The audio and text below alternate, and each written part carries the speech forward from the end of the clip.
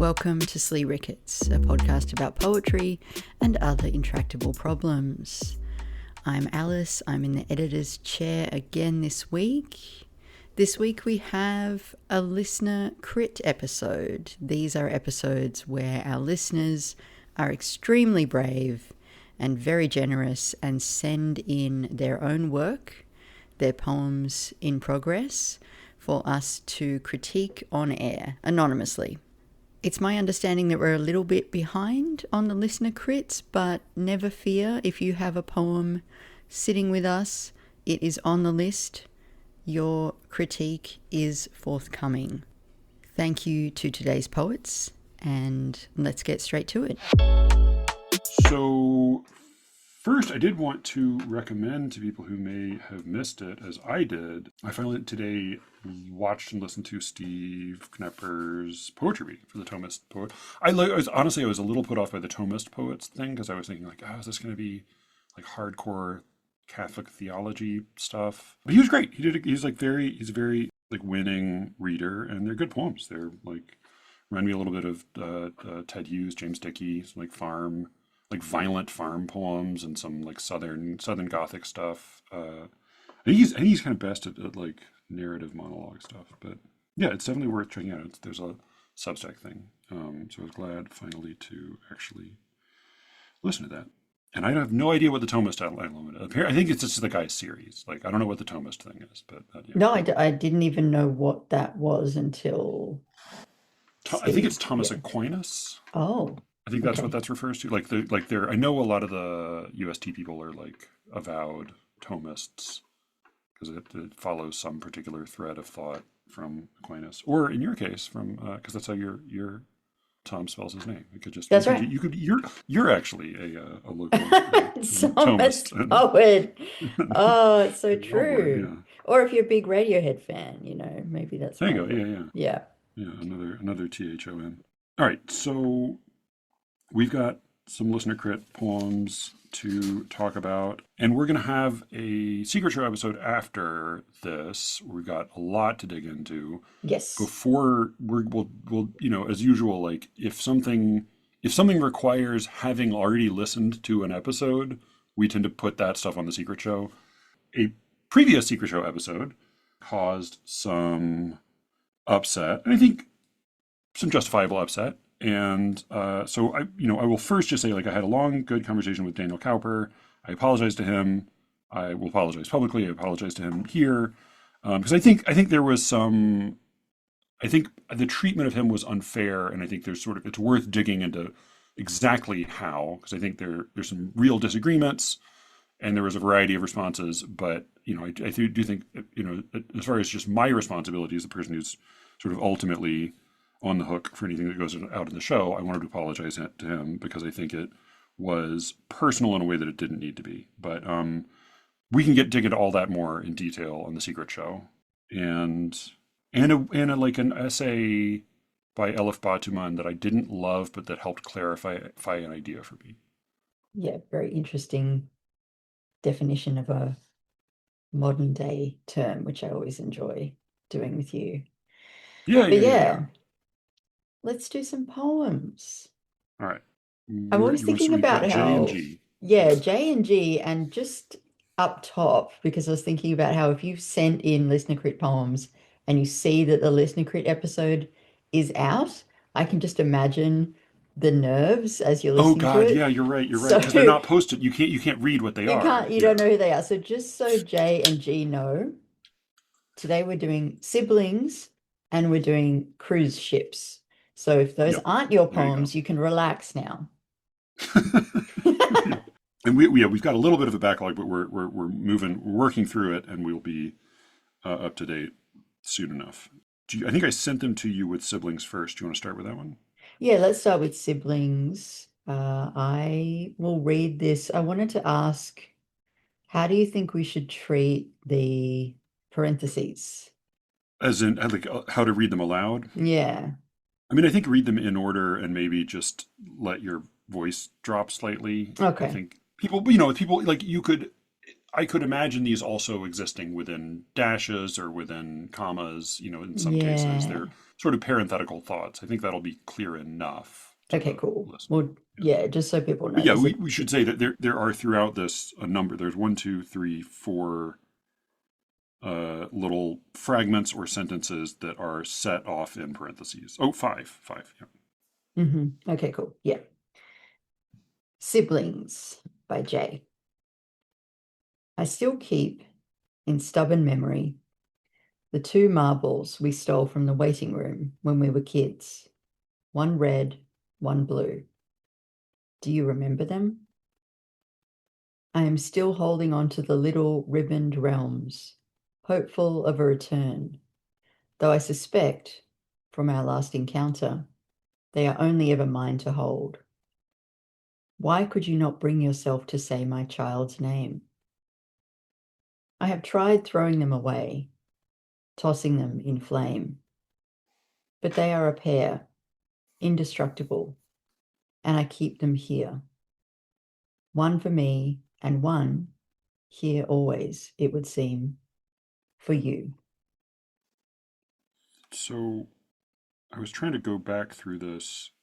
There's the one sort of prominent rhyme, child's name with tossing them in flame, and there, you could argue that there's seam and realms and them and maybe a couple of encounter and return depending on how Muldoonian you are going to be. But I think generally this seems to be sort of unranked free version. That's one sort of exception. That was how I read it. Yeah, me too. Yeah, I wasn't even really thinking about that. Yeah, I mean the rhythm is very natural and conversational, but I don't think there's a steady. I don't think there's any kind of steady meter. It's broken into short lines, but we're all familiar with metrical poems that can be broken up that way. But yeah, I think this is properly free verse, unless I'm missing something. Yeah, I think it Um, is. Yeah. and siblings, I was looking at. I don't think there's a marbles related term. So I read that because I was thinking, like, is that a term for like two marbles that match or something? But hmm in this case, I think it's just presumably this has got to be a opposite sex, right? Because you would just say brothers or sisters if it was same sex, right? I think As the so. speaker. I So it's think got to be so. opposite. Like one's a brother and one's a sister has got to be the case, I think. Well, the Or red maybe, and blue none. kind of Yeah. suggest that as well. Hey. Right. Yeah. Yeah. Yeah. Yeah. Do you have an initial impression or thought about what's going on here? Yeah, I was initially pretty happy with this, and I thought this is the kind of poem that we get sometimes that I read and think, oh, somebody would publish that. That would get past an editor, but there's definitely opportunities for improving it. And if you're sending your poem into us to critique on air, you obviously are thinking along those lines too. You're just not sure where those improvements could be made. I think the strength of it is that there is a lot happening off the page and it's gesturing towards that in a nicely effective way. Probably with one exception, I think there's a moment where it's a little bit too not specific enough. But yeah, I've got a few little suggestions, but I think Okay. it's it's not unsuccessful. It's just how can we make it's the strongest version of itself? Yeah. So the basic situation seems to be that the speaker's got this pair of marbles. The marbles pretty straightforwardly stand for the speaker and the sibling. And there's a little bit of ambiguity about precisely what the situation is because that first parenthetical, I still keep in stubborn memory the two marbles, makes it a little bit unclear if are we just talking about a memory of marbles or are we physically holding on to something still literally, because they do seem later to be a little more literal. And then the little moment of I've tried throwing them away, tossing them in flame, but they are a pair, indestructible, and I keep them here. So it's not totally clear what the contradiction is, but there's some suggestion that there's maybe an uncanny element here. So those are the two places where I thought like just the basic scenario is a little unclear to me, for good or ill. And then there were 3 points I noticed where there seemed to be, as you were saying, there was a suggestion of another story, Yeah. right? The places I marked were from the waiting room, We don't know what the waiting room was. It obviously brings to mind Elizabeth Bishop's in the waiting room, but we don't know if was that for a particular kind of appointment, or is that meaningful? In a poem this slight, slender, like any suggestion of something, we're going to look to it for kind of meaning. And then from our last encounter, and then most notably, why could you not bring yourself to say my child's name, which is set off in parentheses. Those 3 points, and then maybe arguably like, here always, the something about the perpetuity. Those seem to suggest, apart from the, I have these 2 marbles and they stand for us, some other story involving the 2 siblings, but it is not clear to me what it is, or even I can make guesses, but it doesn't, those 3 moments don't seem necessarily to illuminate one another. No, that's true. I do think that from our last encounter, and we stole from the waiting room, I'm perfectly happy with the amount of information I'm getting in those moments. In contrast to why could you not bring yourself to say my child's name is such a huge thing, and Right. really, I Yeah, yeah, think yeah. probably begs too many questions to just leave it at that. Yeah, because the speaker is expressing confusion, but that confusion is contained inside of our confusion, which is like, why Yeah, did this even come up? What is the whole deal? What's going on? yes, and I'm not usually one to say make it longer. I'm usually team make it shorter, but Sure, yeah, yeah, yeah. is there that it feels like there's definitely space and scope here to tell a little bit more of that Yeah. story. I don't know how accurate this is, and if there are any like serious chefs or knife heads, I'm sure they can correct me. But like the perhaps mistaken idea that I was given about, when you get a block, like knives in a block, like a kitchen Mhm. set, there's that thing that's the long, kind of raspy, cylindrical thing. It's like long and thin, and it's a cylinder. It's not a knife. It's not a tool. You don't use it to do anything kitchen wise. What it's for is for, I can't remember if the term is toning or honing the knives, but it's not sharpening the knives.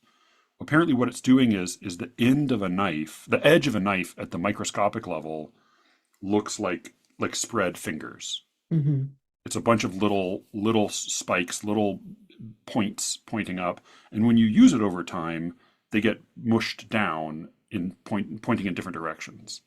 And so if you use that long skinny thing correctly, and which I've never been able to do, what you're doing is you're not sharpening the knife exactly. You're taking all those little fingers that have been smushed down and pointed all over.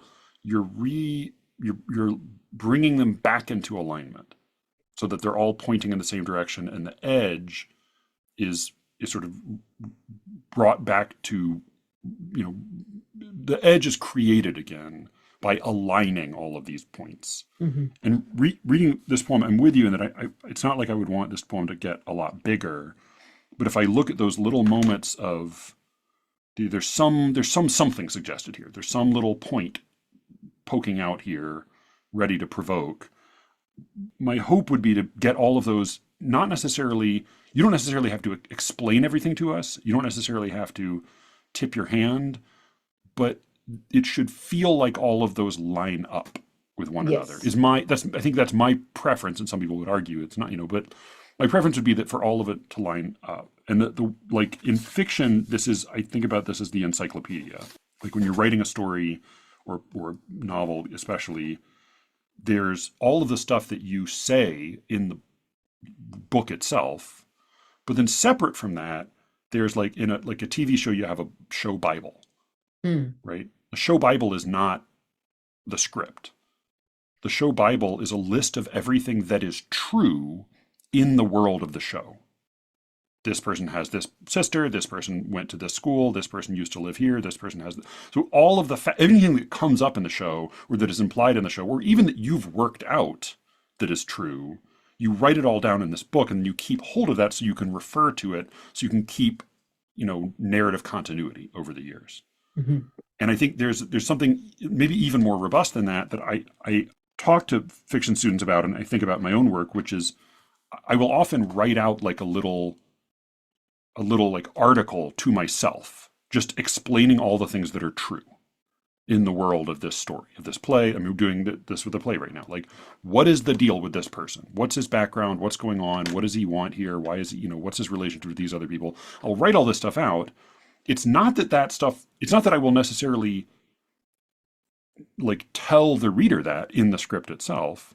It's that it helps me get everything lined up straight so that when I do drop a little hint of something or mention something, it you get the feeling that it all makes sense. It's all sort of sitting squarely on the table. The gravity is on in this room, right? Everything lines up. Whereas here, I think my feeling is that this is a poem with some very, very intimate references and meanings, but it is not clear to me that the whole logic of the world of the poem has been worked out backstage in a way that we are able to sense. Yeah, and that's a trap I fall into a lot when I'm writing a poem about something that I'm very, very close to, particularly if it's a sort of a nostalgia piece. You forget. You forget what's important. You make assumptions about what everybody knows. And even though this is a short poem, and we're definitely not saying make it too much longer or explain everything completely, I do think doing that exercise would be really useful to just write a little list of everything that's true, everything that we have been told on the page. Because, yeah, that's where I always struggle is I sometimes find it a bit hard to tell whether I'm over explaining or like usually it's the opposite. Usually I've just ended up really opaque because I've assumed like this juxtaposition suggests this other thing. And of course you get it, but in fact, people don't get it at all. I don't know if Yeah. there's anything that I don't understand here. It's more, yeah, I just think that moment, that big, big moment about why could you not bring yourself to say my child's name? I need Yeah. one or two more hints about what that might be, or like a little bit more of a ramp up to that moment. Yeah. Yeah, I do. I also do think that there's something a little bit. I mean, there's something like I find very unnerving that this implication that like this. That I have tried throwing them away, right? Tossing them in flame. What's a little bit then like unsatisfactory there is that the follow up explanation is, but they are a pair. Yeah, exactly. I think it I think should like, well, wait, no, be, but is the problem that like they keep coming back, or the problem like they won't melt in the heat, or they yeah, are a pair? Like, what does that have to do with their melting? no, that's right. I think there's a little bit of confusion has crept in there just in the order, and that could be solved by changing it to, but they are indestructible, and I keep them here, a pair, one for Yeah, me and one here, always it would seem for you.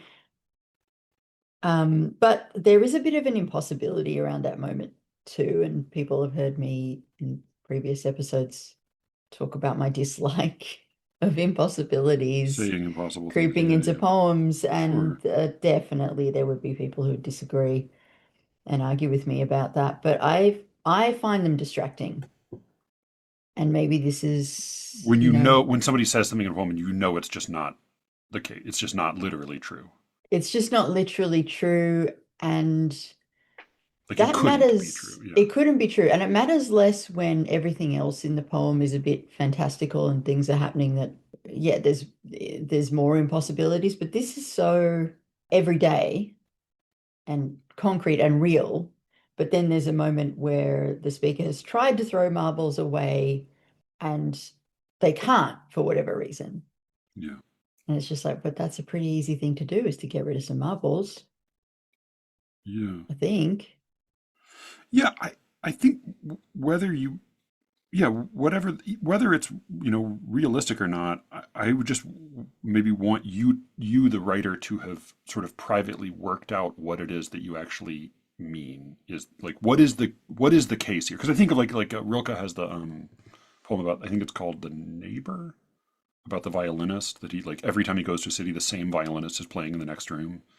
And it's, you know, Oh, it's uncanny in a way that's like, of course, not literally true, but what we do pick up on, and what I think, you know, was part of what got to me about this little moment, is that we understand that feeling, right? We have had that definitely. feeling of the Definitely. uncanny, and I think Yeah. that's what you're getting at. But I just think you want to make sure that it's what you precisely mean is very clear. Another little moment where there's an interesting suggestion, I just, you know, not for good or ill, but I thought like, oh, I really took note of this. Was, and it's a, you know, a construction I quite like. I am still holding on to the little ribboned realms, Yeah, I was thinking about that. which is lovely. I think Lovely. hopeful of a return. And the two thoughts that came to mind there were, so what you're not saying is hopeful of a reunion. It's Mm. not that I hope the two of us will you know, reconcile or get back together at some point, but that there's a but that you're gone in some sense. And I thought like it suggests the suggestion like you're this the sibling has traveled far away. The sibling has sworn this person off. The sibling is dead. I don't know. You know, a return there. It seems loaded in a way that could, again, like could very well line up with the larger scheme of what's happening here. But it's just not clear to me that that's all been worked out. The other thing just to keep in mind is, of course, if you use return in that way as a noun, particularly hopeful of a return, you're all, and this happens in the other poem as well a little bit, you are necessarily also going to, like, the other meaning that is definitely going to be there is you're hoping for a return on your investment, which Mm. may be very useful to you, but right now it's not clear whether that's been integrated or not. So yeah, again, I think like I don't think this poem needs to necessarily be any longer. I think it will be helpful to really work out precisely what you mean, precisely what's being said, and then just make sure that all of the little hints and fragments are consistent with that bigger picture in a way that is, you know, and then you just have to tweak according to like, well, is this, am I showing just enough information? Am I giving you just enough to feel like you're responding to something real versus like, it's still possible to confuse the reader by giving too few hints or too far between hints. But I think that's a, you know, that's a, I don't think that this is a poem that's too short for what it's doing. I just think it, you know, if you're gonna write a poem this spare with this much going on, you just want to make sure every single line is really pulling its weight. Yeah. Yeah. And Jay, if you have a tame reader, particularly someone who doesn't read too much poetry, that you can test it out on after you've revised it just to make sure all the meaning is clear, that might be something to do. We haven't talked a lot about language. There are Yeah, a yeah, couple of moments that I might draw our attention to. The first is in that first line, in stubborn memory. I wonder if that struck you in the same way it did me, as getting a little bit close to cliche, stubborn memory. I do feel I've heard that yeah. Well, before.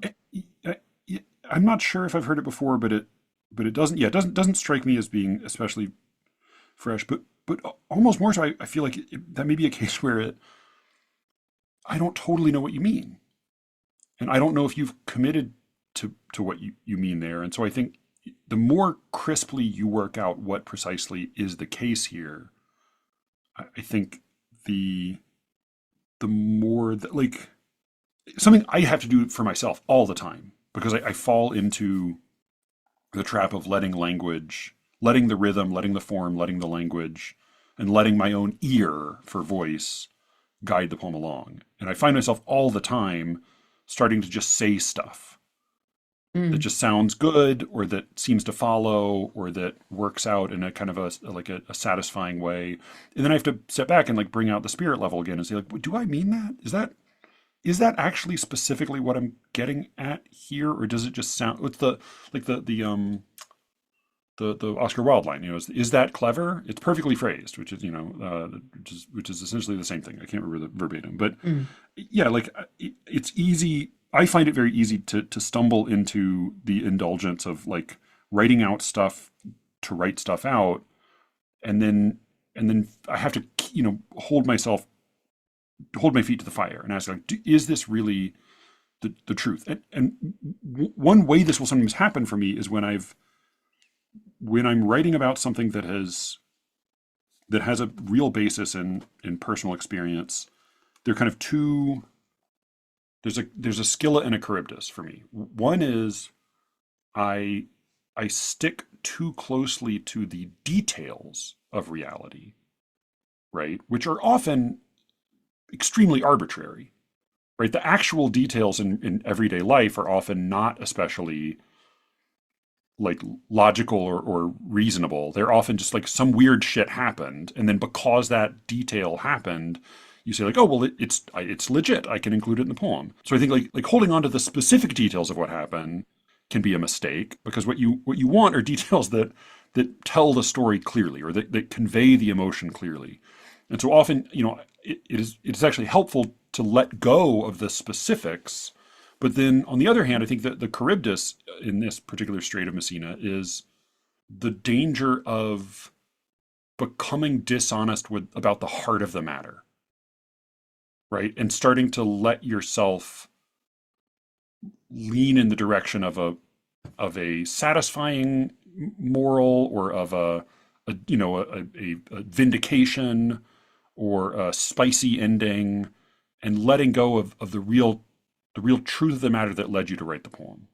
So on the one hand, like I think I had a really wonderful exchange with Stephen Searcy, who wrote like a very beautiful, thoughtful note, and in it, I think he conveyed in a way that I think was really valuable that it's almost like a Kantian or like Aristotelian account that, like, his argument about self-referentiality, ultimately what really matters is the spirit of self-referentiality, not the letter of his rules. In any one case you could violate it and it doesn't especially matter. But there is something to like the spirit of what is it we're actually doing here? Are we playing a game where others aren't really allowed? Or are we really, whatever we're writing about, however we're writing about it, are we actually inviting in the reader? And I think similarly, when you're writing from personal experience, my argument is you don't hold to the letter, but do try to hold to the spirit. And sometimes, I don't know what's happening here in this poem, but I find that in my own poems, when there's a false note, or when there's like a phrasing that feels like, is this quite, what am I trying to say here? Or I find myself like, all right, what's another adjective? What's another noun? What's a feeling that could go here? Often the problem is that I haven't really been in good faith about that balance, letting go the details, but holding on to the spirit, or letting go the letter, holding on to the spirit. As you're saying that, I'm thinking really the reason at the moment about not being able to say the child's name is distracting rather than maybe what it's intended to be, is that is the spirit of the poem. That's the heart of it. That is Totally, yeah. the motivation for writing the poem, I would assume. And so that needs to be the guiding factor here. Maybe the poem needs to even begin there. I mean, I think you definitely have to. You've got to take, like, there was no doubt in my mind. Not that it especially matters what's true to the writer's life and what's not, but like there was no doubt in my mind when I read this that was a literal thing that had happened. Absolutely. Like it's too emphatic and weird and poignant not to be true. Maybe you fooled me, Jay, but like my sense was that, I think, as Alice said, like you do really need to get hold of whatever that thread is, and it does seem to be what's driving this poem. Yeah, is that the occasion? Our last encounter. We don't know how long ago it was, so it's not clear. I mean, one question to ask, which again is not a question you have to answer, and it's certainly not a question you have to answer in the poem, but it is a question that I find can sometimes be illuminating just to think about. So this is there was the past with the marbles and being kids, and there was this more recent encounter where there was this conflict or standoff or something about the child and the child's name. And then there's this ongoing condition with the marbles as these emblems, these tokens, and this ongoing situation with the speaker's feelings toward the sibling. But what's not clear and what's not even necessarily implied is, why are we talking about this now? Is there a reason that this is coming up now? If this is all sort of the past and or something that's just ongoing, is there an occasion for this? Yeah, I don't know. Again, I don't think you have to answer that question. You definitely don't have to answer it in the poem, but I think that that may be another way to sort of help clarify some of what really matters to you about this one, what you're really getting at here. I really, I talk about having, resisting various voices, or really wanting to hear a voice that I can believe. And this poem is spoken in a voice that I absolutely believe, and I find, credible and inviting, and it is very plain spoken. Maybe put pressure in a couple moments, but overall, this is a voice that has a kind of a credibility and authority as a speaker that I find really inviting and winning. And it's not easy to do that, especially it's definitely not easy to do that in a poem with language this simple. It's easy to miss how hard that is to do. Yes, it is. Yes, it is easy to miss that. Yeah, no, I felt entirely comfortable. And as I said at the start, thought, yeah, somebody would publish this, but how do we elevate it? How do we get it to its best possible form? So we've given you some questions there, Jay, to mull over. Should we have a look at this next one? Cruise Ships by G. Yeah. Thank you, Jay. Thank you, Jay. Cruise Ships by G. At first they look like islands of their own, a trick to which my weary eyes are prone. Toward Cozumel the tiny specks soon go, where crocodiles lie still deep in mangroves. White birds that fly along the shore beseech my bride and I, there on the ancient beach, that bears the daily tourist treks for sun, and working men eye girls, their labors done. But all throughout that pockmarked limestone den, caves beneath soft earth start to fill again, and sink the causeways to man's paradise. Our intricate deal begins to totter. Skippers spy wrecks, though none perceive water, quickening a century's steady rise. So that's Cruise Ships by G. Yes. This is a sonnet. It's a sonnet. Yeah, the form is not one I think I've seen before. It's 5 couplets followed by a quatrain. ABAB Yes. rhyme. No, sorry, not AB. It's ABBA rhymed quatrain at the end. A lot of pressure coming from this rhyme scheme. Yes. So the rhymes are mostly true. The paradise and rise is the S is unvoiced, and the S in paradise is unvoiced, and the S in rise is voiced, but otherwise those are quite close. And then the really distant one is go and mangroves, both because the only real link between go and groves is the vowel, so it's assonant, but also more significantly because mangroves, unless I am mistaken, the first syllable in mangroves is stressed, the second is unstressed. So you're rhyming a stressed syllable with an unstressed syllable. Which again, I'm not the rhyme police. I'm just trying to identify specifically what's happening here. But it's mostly true. The rhyme police. He is the rhyme police. Yeah. I'm the reluctant rhyme police. Flow my tears, the rhyme policeman said. And then the meter is mostly regular. There's a lot of modulation and some substitution. There were 5 lines that stood out to me as being a little notably odd. There were also just a lot of lines where there were a number of monosyllables in a row, so that there was, in such a way that there was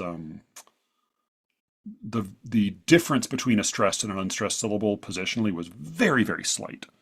So crocodiles lie still deep, working men eye girls, beneath soft earth start, White birds that fly.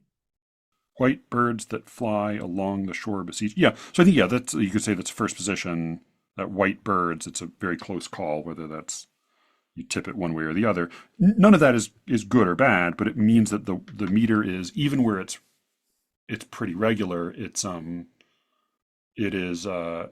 sort of a hovering or, meter in tension with itself. And then separate from that, there were lines that I just thought I had trouble with the meter. So where crocodiles lie still deep in mangroves, crocodiles lie still deep. You could say that's those stresses are, those syllables are pretty close to one another in stress. But more significantly is the last two feet in that line are deep in mangroves.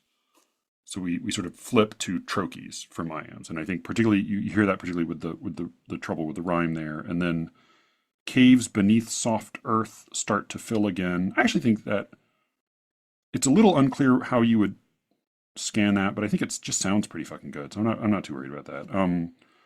Our intricate deal begins to totter. That's I count 4 feet. Yeah, me Four too. stresses, 4 feet. Yeah, our intricate deal begins to totter. The next two skippers spy wrecks, though none perceive water. Feels like you're missing a little unstressed syllable there. You like, it wouldn't necessarily make sense to say it, but the meter would be corrected if you said skippers spy wrecks, though none perceive the water, right? But the way it is, you end up having a trochee in the last position, quickening a century's steady rise. Again, I count 4 beats there. So those, again, anything is allowed, but those are the lines where the meter sort of caught my ear in a funny way. And there is this interesting structural decision where, because you have these 5 couplets and then a quatrain, it's almost the inverse of a Shakespearean sonnet, right? Where you have Yeah. these quatrains building up an argument and then a couplet sort of quickly resolves the argument. And here you have a bunch of, sharp couplets, and then this final quatrain kind of expands, at least sonically, the question. You said that there's a lot of, what did you say? The rhyme is exerting a lot of pressure or force, or what Yeah, was? I know I say this a lot and people are going to roll their eyes, but I do feel like the meaning is getting squashed. Like meaning I feel lost at points, and I feel like the reason I'm getting lost is because certain decisions have had to be made to fit this really demanding rhyme scheme. Yeah, So, yeah. couplets are real tricky. I mean, just Yeah, they're they're tough. tricky. They're tough. There's a reason, you know, Shakespeare's. I mean, even if you have the same number of rhymes, it is a lot tougher when you have to pack those rhymes in right next to one another. Next to each other, yeah. Before we go any further, though, Yeah, yeah. I do want to just say how much I love the first line. At first, they look like islands of their own. Wonderful, clear, meter's perfect. Anyone who's seen a cruise ship knows exactly what you mean. Fantastic setup. So that really set my expectations quite high for the poem. But then I found myself getting increasingly lost.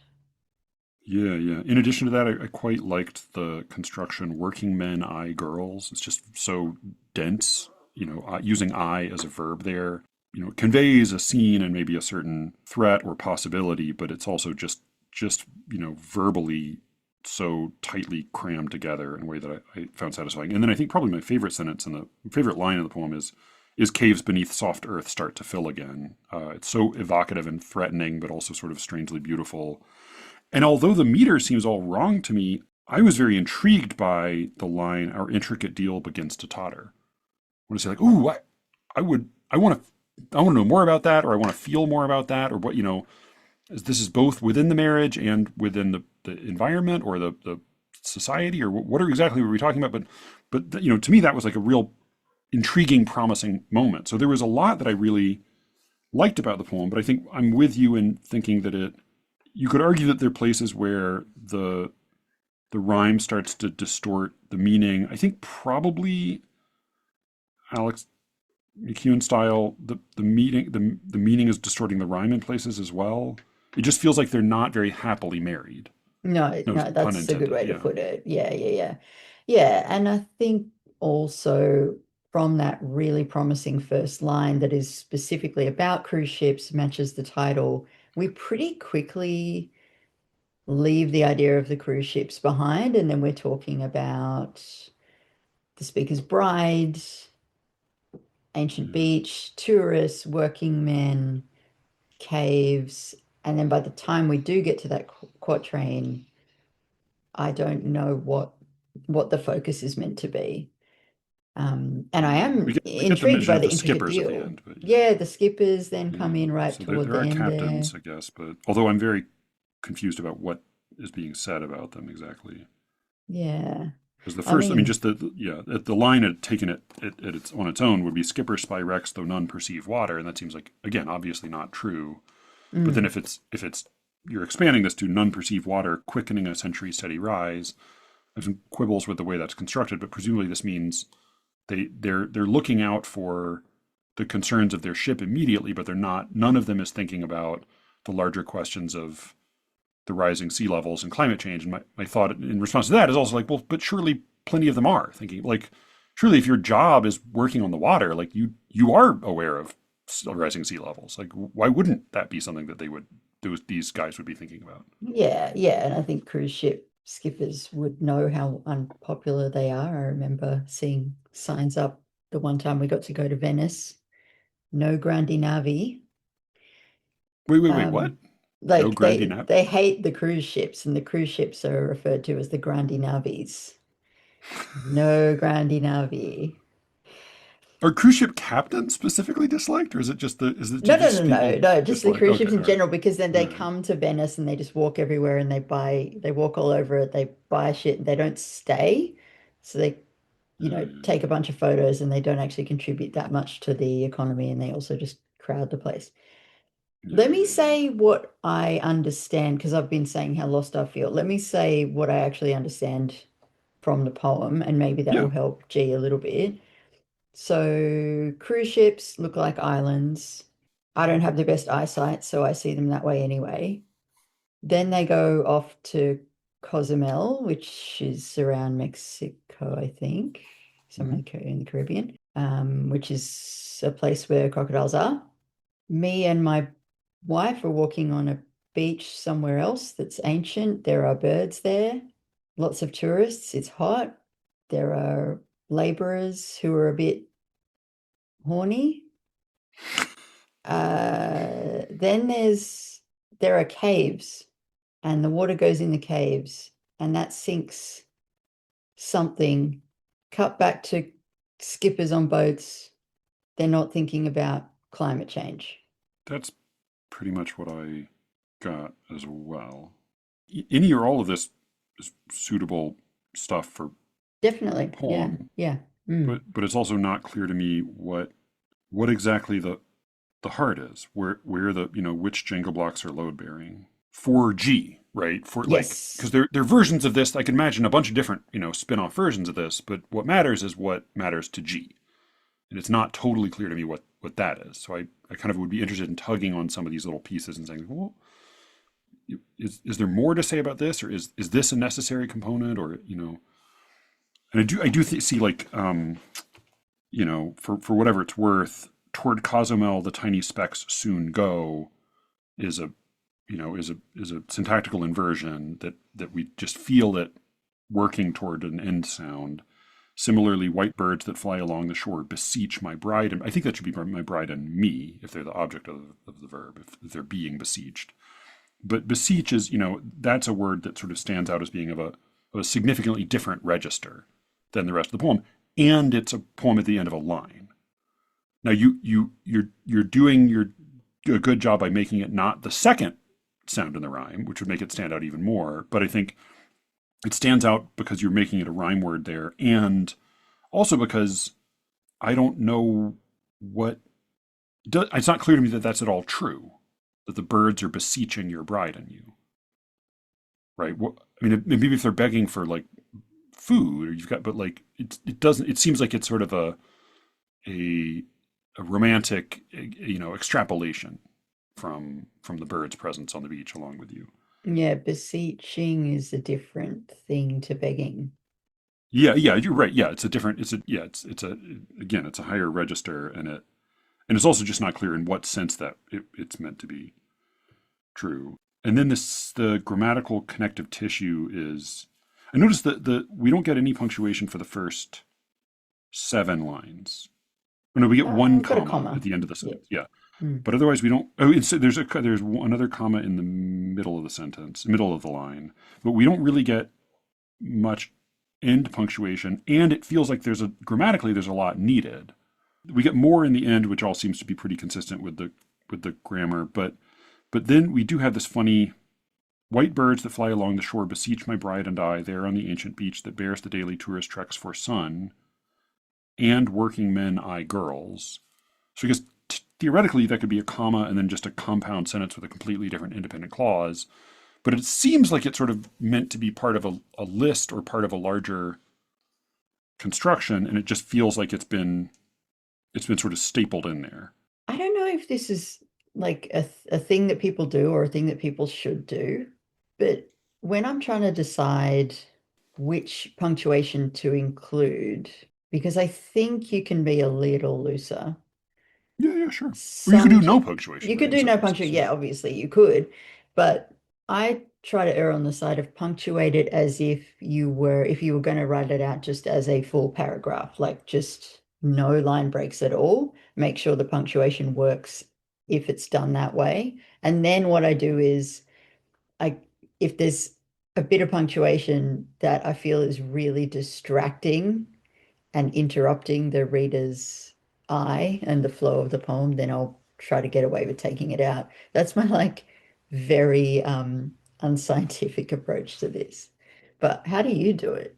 Yeah, I try to punctuate according to what sounds credible as speech.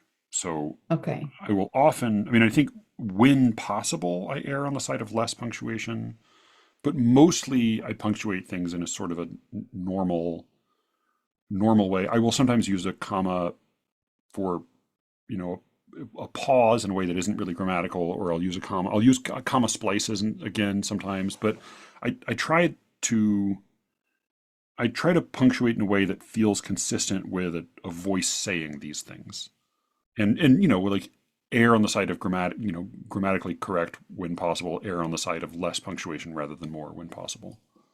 Do you read your poems aloud to yourself? Yes. Yeah. And so that's a good way to pick that up too, hey? Yeah, yeah. I don't understand how one could not read one's poems aloud to oneself and write poems. Feels like. Yeah, well, I didn't for a long time, but then I started doing it and I'm like, oh, this helps a lot. This helps a Yeah, lot. yeah, yeah, Yeah. yeah. I read prose aloud to myself as when I'm writing something like that. Yeah, I read like shit that I write for clients aloud to myself. I read it to my cat. I'm like, listen to this Yeah, bullshit. yeah, yeah. Yeah. Totally. No, I think it's crazy to me that people read in a way that's disconnected from a voice, even if it's just a voice in your head. I don't. It's just. I think it's clearly interesting and it's clearly valid, but it's so alien to me. Yeah, I think some people just have a totally different, like you've talked about before, just a totally different thing going on in their head when they're reading. That's the term I always forget and then remember when I go back to Story of Your Life is semasiographic, which is the term. So in the story, this is the story that Arrival is based on, the movie. It's about Oh. trying to communicate with aliens. It's about it's narrated by a linguist, and the distinction she makes is that they have the spoken language, but then they also have this thing that's sort of like writing. It's visual, and it takes her a minute to figure out that the writing is semasiographic, meaning that there's no relationship between the sounds they're making when they speak and the marks that they make when they write. That the writing is just conveying meaning, it's not conveying sound. So is that kind of like Japanese or Chinese characters, like kanji is semasiographic? That's the comparison that came to mind for me, but I also don't know Chinese and Japanese the way you do, so you could probably tell me better than I could. Is some of their written language, because I know they have a couple, like Japanese has a couple different written languages for different purposes. Yeah, like hiragana and katakana would be not semisigraphic, whatever the Like opposite of it is. they represent They sounds. The represent symbols on the sounds, page but represent then sounds. Okay. yeah, kanji is just like pictures, like it's made up of a bunch of different things, and Right. yeah, it's a symbol. What I have ignorantly been come to think of as an ideogram, that's at least sort of the like in the ballpark of the idea of what you're talking about. Like it Yeah, in the represents ballpark. something almost like it represents it visual. Like it maybe once upon a time it had some hieroglyphic quality where it sort of looked like what it was representing. Yeah, I mean that's what they'll try to teach you in beginning Japanese is like, oh, it's all look at this, it looks like water, and then this is the character for water. But then as you get further into it, like that all falls apart. But yeah, there's no relationship to sound. It's not phonetic at all. Yeah. No. And I think there are people who read written language. Like our language, our alphabet is, it's extremely phonetic. Like you're representing sounds. But I think plenty of people read it just as if they're reading hieroglyphics almost. And they tend to be able to read a lot quicker that way. Yeah. I just can't even imagine that. How do we get onto Yeah, that? What are we talking about? yeah. Well, reading aloud. Reading aloud. Yes. Okay. Yep. Do Yeah. it. So I did. I mean, this was one where I think there's a lot of formal competence and strength here, and there's some again these certain lines and phrases that I think are just really loaded and promising. But this was one where I had a harder time tracking a credible voice from start to finish. There were lines and there were parts where it felt like I really know who I'm listening to, but it did feel like again that sort of unhappy marriage of sound and sense got in the way of the voice, and maybe got in the way of the meaning of sort of what is the real beating heart of this poem for G.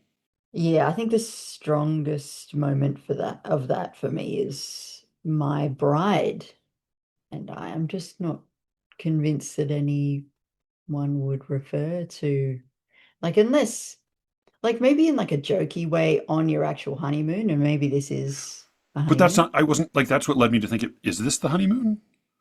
Because partly it sounded like this is somewhere they go all the time, but it also like it's unclear. People will Yeah. say "my bride" in a sort of a tongue-in-cheek way sometimes. My assumption initially was that this was literally like they'd just gotten married and they were on their honeymoon. But I don't know. So what Quick can and yeah. what I'm just trying to think like rather than literally just pick holes in it, like what can G practically do to improve the situation here? I think finding the heart of it is very much the like Yeah, task yeah, yeah, number yeah. one for sure. What do you want to write about? Do you want to write about cruise ships, the honeymoon, climate change? What's the main point? Writing in meter and rhyme is tough, period. Especially if it feels like that marriage is a little bit rocky as it is. I do really think you're making your life a lot harder by writing in couplets. I think my inclination would be partly I wonder like is this just like the Jiro thing where you got like, oh no, you got to massage the squid like for 10 more hours. It's not clear to me if G just needs like you clearly have ability and you have experience, but part of me wants to say like maybe just really drill it. Maybe just really really practice this stuff. Don't make your life harder than it needs to be by writing in couplets. I think writing in quatrains, ABAB or ABBA maybe, but ABAB is you just give yourself a little more breathing room that way. And it does feel like whether it's the sound or the sense leading the parade, there is real tension at a lot of these end rhymes or the constructions of the sentences. I was very interested in, as you said, like I think at first they look like islands of their own. There's something, ominous and interesting and strange about that that's sort of promising. I'm very intrigued by our intricate deal begins to totter. Caves beneath soft earth start to fill again. I love, and it partly because it reminded me of this. I know I've referred to this poem before, Anthony Hecht's A Letter, where he's talking about this sort of secret stirring beneath the surface.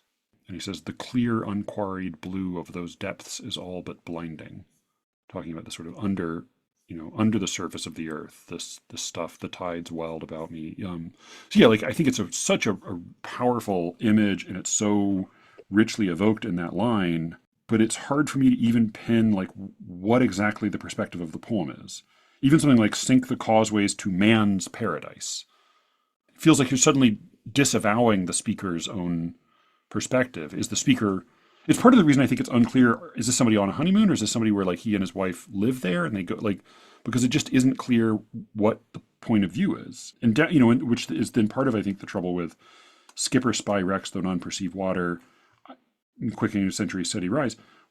I don't know what authority this is. This is just sort of an assumption about what's going on with these ship captains. Is whose perspective are we meant to connect with? Are we meant to follow? And again, I think there's this sort of like as with the Marbles poem, there's like a little bit of an unintended, maybe double entendre. None perceive water, quickening a century's steady rise. I think the intended meaning, if I'm not wrong, is quickening a century's worth of steady rise. Like the water's been rising steadily for a century. But what's also there in that sentence, the way it's built right now, is that the century's on the rise. This is a century of success and things are going well. And so the water is going to help quicken that rise. I mean, in a way, it feels to me like there's sort of two different questions. One is like, maybe like really, really massage the squid, really get your meter and rhyme drills down and just give yourself a lot more practice. And then the other one is just that it's, ask yourself sort of how best to sort of tell the truth about this thing. It's fun, like in workshops, I do find sometimes I end up in this role of almost like a therapist, which is of course annoying and presumptuous of me, but I like, it's not that I want to like, help people be better people or be more whole, but like, I do feel like it's sort of, you have to do some sort of like, draw out what it is you're really after here. You have a hunger, you have an inkling, you have a thing that came to mind that stirred you to write this and that kept you writing it as you were struggling with it and working through it. But so often we lose track of what that is. And I lose track of it all the time. And it's why one of the reasons I throw away most of my poems. But when something's really got some kind of bite to it, when something's really got a draw, sometimes I have to kind of ask myself, what am I getting at? Again, like the question I brought up, I think with Daniel Cowper about, if this had a moral, what would the moral be? Is again, it's not because I am interested in poems having morals, but that I think it's another way of asking yourself the question, like, what am I actually doing here? What have I said? And what is it that I'm trying to do here? Yeah. What do you care most about? It's interesting. I feel like we so often, whether it's you and I or you and Cameron or just you on your own, one of the things that's coming out as we do more and more of these listener crit episodes is that clarity is a real challenge. It's hard to keep in mind what you really care about. And I think you do end up, whether you're just the tame reader or the trusted other poet who's going to give the feedback, or whether you're the teacher, you have to keep asking that question, what do you really care about? And it is a bit like therapy, which is why it's so brave for people to send their poems in to do this. Because this is like being on the show couples therapy, like you're doing therapy in public. Yeah, and the more you work on a poem, the harder it is to reverse or to like turn the ship around, not to be too on the nose on this, because if you've put, like, I have a poem fucking thing, put like 2 years worth of work into, I really, really care about the subject matter, but it doesn't work. The poem doesn't work, and I can't really fix it. I've had various people read it, and I've had various bits of feedback, and it kind of it has not achieved the form I want it to achieve. But 2 years worth of practice, not a bad thing.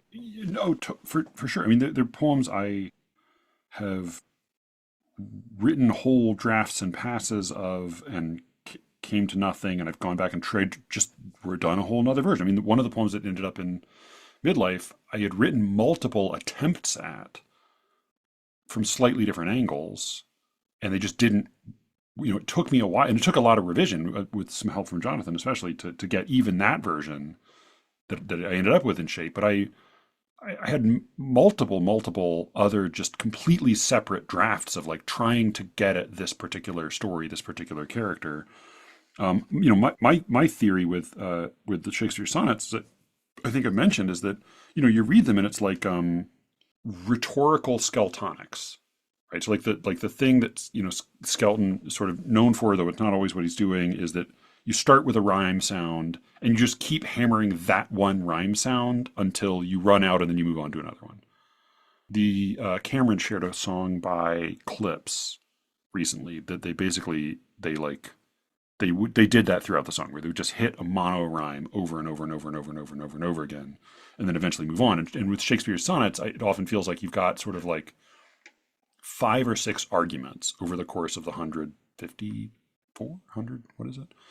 And like he just will basically do slight variations on the same argument in sonnet after sonnet after sonnet after sonnet after sonnet until he kind of burns out on it, and then he moves on to a slightly new argument.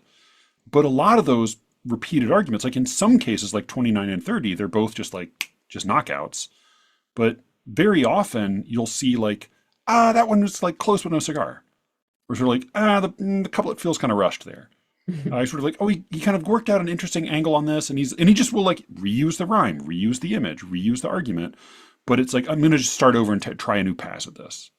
And that's why I think like the sonnets as a whole, I mean, it's worth reading all of them, of course, and I read and reread them, but they're so hit or miss, and I think it's largely for that reason. Yeah, we're seeing everything that was buried in the Kimchi Hill. It just all came Yeah, out. and it's Shakespeare, and so his runoff is still pretty fucking delicious, but it's, yeah, I mean, I think that I don't, because I can imagine how frustrating it could be if you work on a poem for a long time and then have people say like, well, maybe you need to try another pass at this. Feels like, well, shit, what's the whole point of revision? And I think like none of the time you have spent on this poem is wasted. Absolutely. It's not even wasted for this poem, because you can come back at this again, and you have become a better poet for all of the work you put in. No, I mean, I really am a big believer in like writing time is never wasted if Never you're a wasted. writer. Yeah. If you're not a writer, it's a huge waste of time. but if you're a writer, then writing time is never wasted. That's great. Thank you, G. Yeah, thank you so much.